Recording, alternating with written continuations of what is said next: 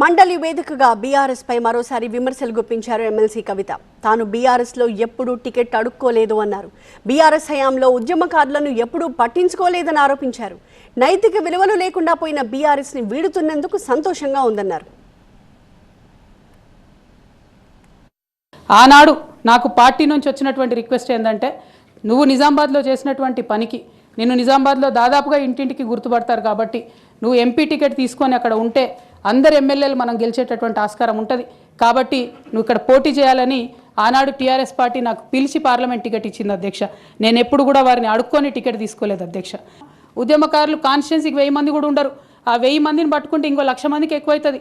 వాళ్ళకు ఒక పెన్షన్ ఇస్తే వాళ్ళకు గుర్తింపులాగా ఉంటుంది, గౌరవంగా ఉంటుందని అనేక సందర్భాల్లో చెప్పినాం అధ్యక్ష. అది కూడా చేయలేదు అధ్యక్ష.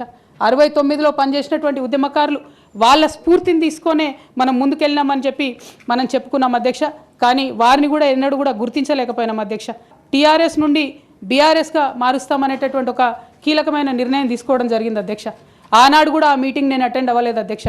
నేను ఒప్పుకోలేదు, ఈ పేరు మార్పుకు ఒప్పుకోలేదు, నేషనల్ పాలిటిక్స్లోకి వెళ్ళడం కూడా నేను ఒప్పుకోలేదు అధ్యక్ష. అంటే ఒక మాట అధ్యక్ష, ఇట్లాంటి హౌస్లో చెప్పొచ్చో లేదో కానీ తెలంగాణలో ఏం పీక్ కట్టలు కట్టినామని నేషనల్కి పోయి చేస్తాం అధ్యక్ష. మనం భారతీయ జనతా పార్టీ మీద ఎడతెగని పోరాటం నేను చేశాను అధ్యక్ష.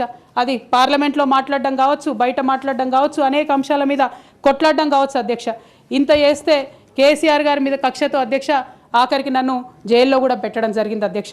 అయినప్పటికీ ఏనాడు మా పార్టీ నాకు అండగా నిలబడలేదు అధ్యక్ష. ఒక ఎంక్వైరీ చేసింది అధ్యక్ష, ఘోష్ కమిటీ అని. బీఆర్ఎస్ పార్టీలో ఉన్నటువంటి ఏ పెద్ద నాయకుడు కూడా మాట్లాడాడు అధ్యక్ష. కేసీఆర్ గారు అంటే ఎవరు మాట్లాడారు? అదే కేటీఆర్ గారినో హరీష్ రావు గారినో అంటే అందరు లేచి నిల్చొని మాట్లాడతారు అధ్యక్ష. నేను ఒకటే అంటే అధ్యక్ష, ఒక నాయకుడిని నమ్ముకొని ప్రాంతీయ పార్టీ అంటే ఏంది అధ్యక్ష? ఒక నాయకుడు అధ్యక్ష. ఆ నాయకుడు ఆయన భావజాలం, ఆయన ఐడియాలజీ మీద నడిచేదే ప్రాంతీయ పార్టీ.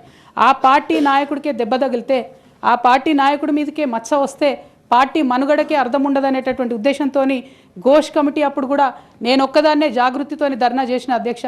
ఏ ఒక్కరు మాట్లాడరు అధ్యక్ష. ఎటువంటి పద్ధతి లేదు అధ్యక్ష. ఒక పార్టీ నడిపే పద్ధతి డెఫినెట్గా ఇది కాదు అధ్యక్ష. అవసరం అనుకుంటే నేను లీగల్గా ఛాలెంజ్ చేయొచ్చు, కానీ నేను ఛాలెంజ్ చేయను అధ్యక్ష. ఎందుకంటే ఎటువంటి పద్ధతి లేనటువంటి బీఆర్ఎస్ పార్టీ నుండి, ఎటువంటి నైతికత లేనటువంటి బీఆర్ఎస్ పార్టీ నుండి దూరం అవుతున్నందుకు ఇవాళ నేను చాలా సంతోషిస్తున్నా అధ్యక్ష.